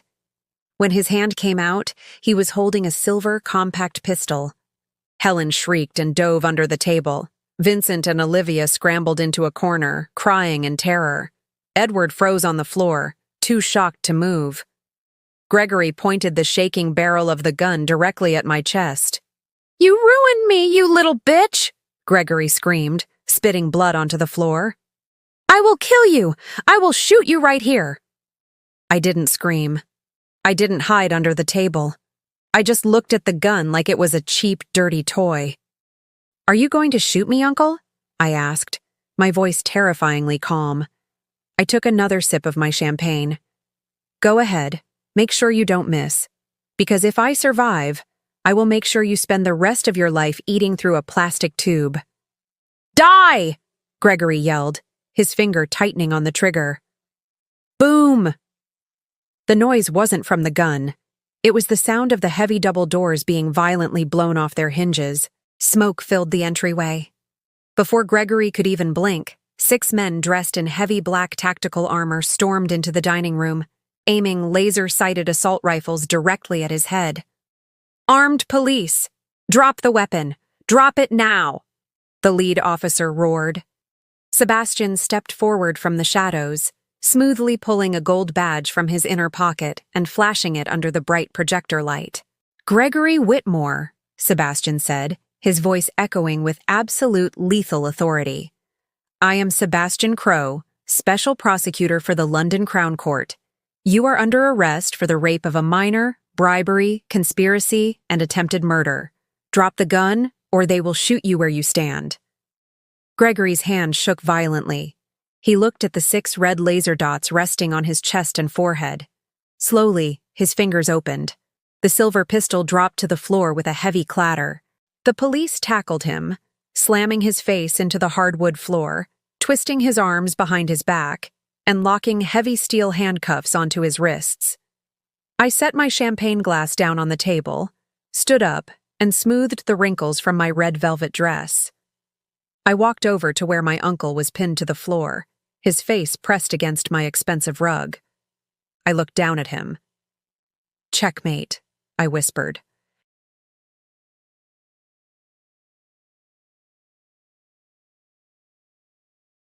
Let me tell you a little secret about the morning after you utterly destroy your enemies. It is better than a month-long vacation at a 5-star spa in Switzerland. They tell you that revenge is a poison, that it rots your soul and leaves you feeling empty. What absolute rubbish. I woke up that morning feeling lighter than air. My skin was glowing. My lungs felt completely clear. The dark, heavy cloud that had been sitting on my chest for 18 years had finally evaporated. The aftermath of my little dinner party was spectacular. Gregory was dragged out of my penthouse in heavy steel handcuffs, crying like a little baby, screaming about his political immunity. Sebastian made sure the press got a lovely tip. By 6 a.m., Gregory's bruised, terrified face was on the front page of every major newspaper in London. Mayoral candidate arrested for horrific past crimes. Bail was immediately denied. He was going to rot in a concrete box. My mother, Helen, had a complete nervous breakdown. She hyperventilated until the paramedics had to carry her out on a stretcher. Vincent and Olivia? They ran out of the door like cockroaches scurrying away from a kitchen light, completely broke and homeless. It was a beautiful Tuesday morning. The sun was actually shining over London, which is a rare miracle in itself. I was standing in my massive corner office on the 50th floor. I was wearing a perfectly tailored, crisp white designer suit. White for a new beginning. White because I was completely, undeniably untouchable. I was holding a cup of hot espresso, looking out through the glass windows at the city below me. Sebastian was sitting on my leather sofa, reading the morning news on his tablet, a very satisfied smile on his handsome face. Then I heard a loud commotion outside my office doors. "Sir, you cannot go in there! Sir, stop!" my secretary yelled. The heavy oak doors burst open. 2 massive security guards were trying to hold back a man, but in his absolute desperation, he managed to push his way through. It was Edward. I turned around slowly, taking a delicate sip of my espresso. I raised my hand, signaling the security guards to stop. They let him go and stepped back, waiting by the door. My father looked horrific. He was still wearing the rented tuxedo from last night, but it was torn and stained with Gregory's blood. His face was bruised and swollen from the fist fight. His gray hair was sticking up wildly in every direction. He didn't look like a proud CEO anymore. He didn't even look like an arrogant janitor. He looked like a homeless man who had just been hit by a bus. He stood there, panting heavily, staring at me with wide, bloodshot eyes. For 18 years, I had nightmares about this man. I used to wake up sweating, remembering the terrifying anger on his face when he threw my suitcase into the rain. But looking at him now, I felt absolutely nothing. No fear, no anger, just a mild annoyance, as if a dirty pigeon had flown into my pristine office. Suddenly, Edward's legs gave out. Thud. He dropped directly to his knees on my expensive marble floor. "Clara!" he choked out. His voice was cracked, raw, and pathetic. Tears began pouring down his bruised, wrinkled face. Real tears. He put his hands together in front of his chest, like a man praying to a god who had already abandoned him. "Clara, please," Edward sobbed, bowing his head so low he was practically kissing my shoes. "Please, I am begging you. You have to help me. The banks froze my last account this morning. The landlord locked me out of my apartment. I have nothing. I haven't eaten. I don't even have money for a taxi." I stood there, looking down at him. I didn't say a word. I just let the silence crush him. "I was blind!" Edward cried, shaking his head violently. "I was tricked, Clara. It was your mother. Helen poisoned my mind against you. She told me you were a bad seed. And Gregory, that monster, he lied to me. He made me believe you ruined our name. I am a victim too, Clara. They manipulated me." I let out a soft, dry laugh. It echoed through the large office. "A victim?" I asked smoothly. "You were a grown man, Edward. You were the patriarch of the family. You made your own choices. You chose the family image over your own pregnant daughter. You didn't just kick me out. You threw a suitcase at my stomach and told me to get out before the neighbors saw." "I am sorry! I am so sorry!" he wailed loudly, slamming his hands against the floor. "I will do anything. I will clean your floors forever. I will wash your car. Just please, a small apartment, a tiny allowance. You are a billionaire, Clara. You have so much. I am your father." "You are a sperm donor who likes expensive watches," I corrected him coldly. "Nothing more." Before Edward could scream another pathetic excuse, the door to the inner conference room slowly clicked open. Footsteps echoed softly against the marble floor. Lucas stepped out. He was dressed in a sharp, dark navy suit, looking every bit the ruthless, brilliant young executive he was born to be. His face was a mask of pure ice. He walked over and stood right beside me, looking down at the crying old man on the floor. Edward looked up. His tear-filled eyes locked onto Lucas. You could see the realization hitting Edward's brain like a freight train. This was the baby he wanted aborted. This was the low-class trash he told me to abandon. This was the child he called a disgrace to the Whitmore name. And now, this child was standing in a 50-story glass tower, looking down at him like he was an insect. Lucas didn't yell. He didn't look angry. He just looked completely, devastatingly bored. "You threw my mother away like trash, Edward," Lucas said. His voice was freezing cold, slicing through the warm office air like a freshly sharpened knife. Edward opened his mouth, trembling violently, but no words came out. Lucas tilted his head slightly, staring straight into his grandfather's desperate, bloodshot eyes. "And now you are begging for food from the grandson you once called a disgrace." The tragic irony was absolute. The circle of karma had closed with a perfect, sickening snap. Edward let out a horrifying, agonizing wail. It was the sound of a man's ego completely shattering into dust. He scrambled forward on his hands and knees, reaching out with his dirty, bruised hands, trying to grab my legs. "Clara, please, forgive me! Have mercy!" he screamed, his fingers inches from my white trousers.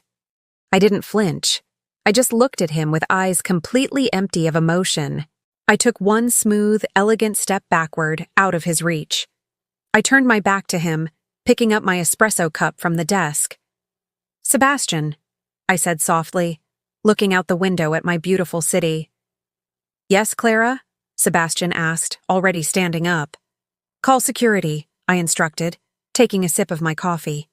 "Tell them someone left a bag of garbage on my floor. Have it removed immediately." Edward screamed my name.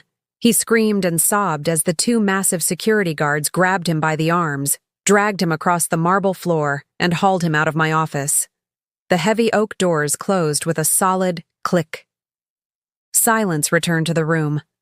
I looked at Lucas, my brilliant, strong, unbroken son. He looked back at me, a soft, genuine smile finally breaking through his cold executive mask. The monsters were gone. The castle was ours. Let me tell you the final, ultimate secret about karma. People love to believe that karma is some kind of mystical, invisible energy that naturally balances the universe. They think if you just wait long enough, bad things will magically happen to bad people. What absolute lazy nonsense. Karma doesn't fall from the sky. Karma is a woman in a 5,000-pound designer suit who kept all her receipts. It has been 6 months since I locked my lovely family inside my dining room. 6 beautiful, peaceful, absolutely perfect months. If you are wondering what happens to high society parasites when you cut off their money and expose their crimes, let me give you a quick update. It is my favorite bedtime story. Let's start with Vincent and Olivia. It turns out that a marriage built on stolen money and fake designer bags doesn't survive poverty.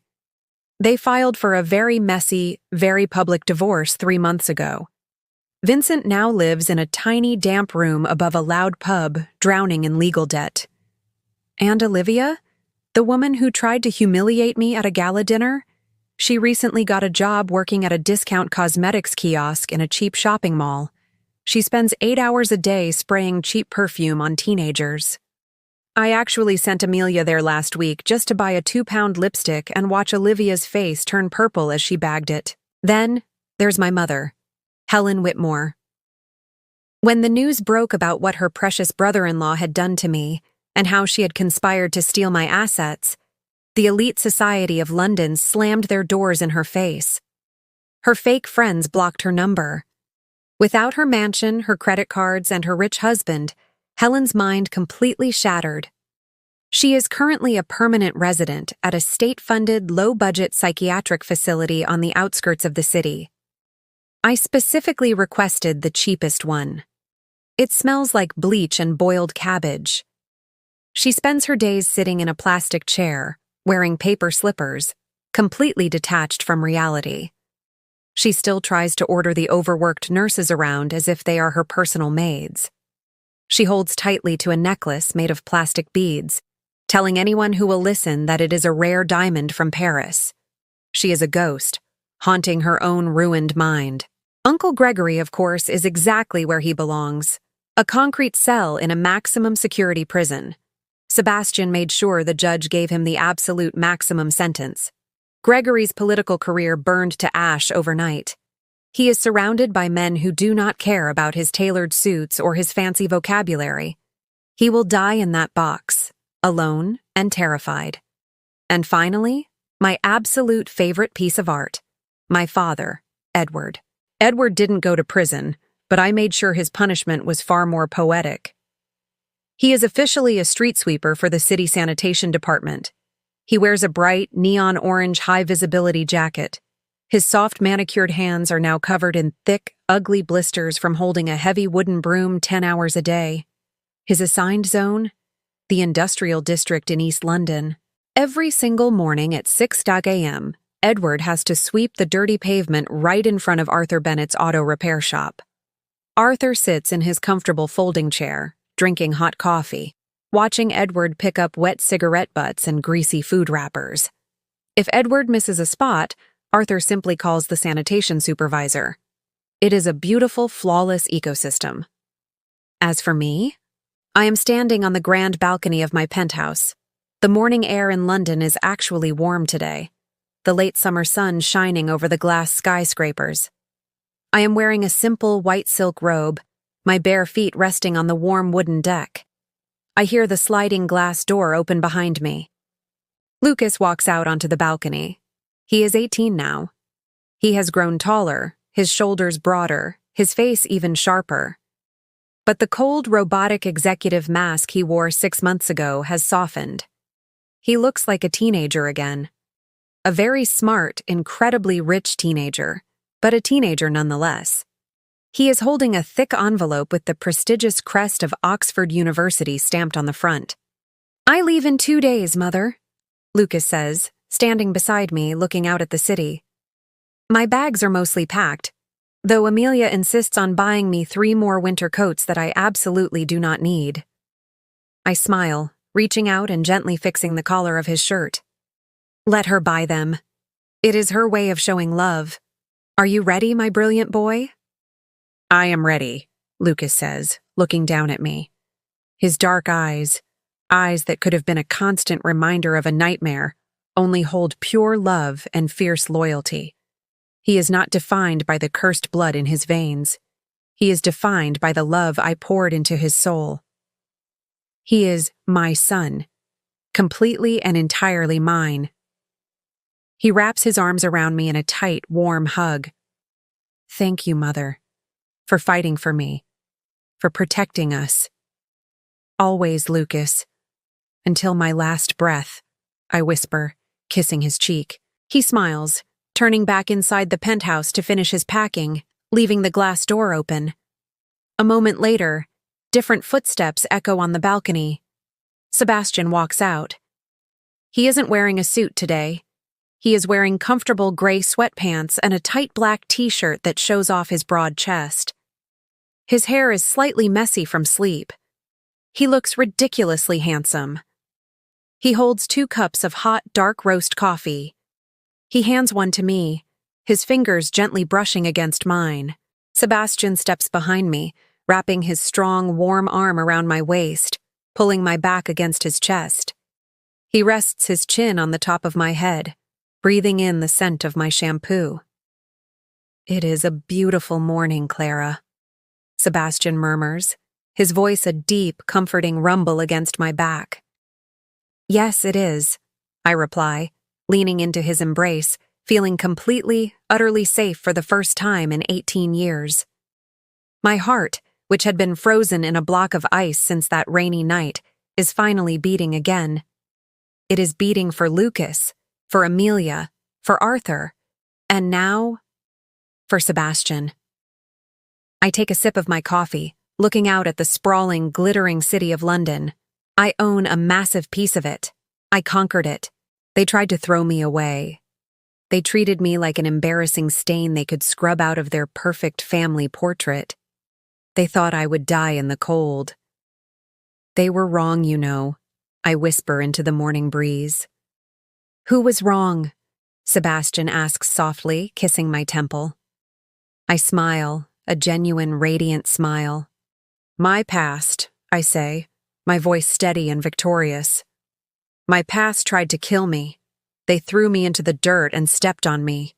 But they forgot one very important thing, Sebastian. I am a seed planted in the mud. I didn't rot. I look up at the bright blue sky. I grew. fade out. Sometimes the deepest wounds are inflicted by the hands that were supposed to hold us. But life's coldest storms don't come to destroy you.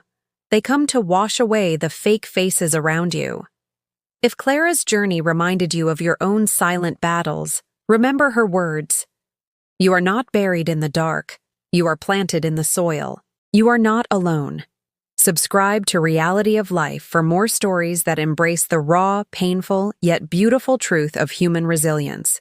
Hit the like button if you believe that massive success is the best revenge, and share this with someone who needs the strength to bloom in the mud today. Let's grow together,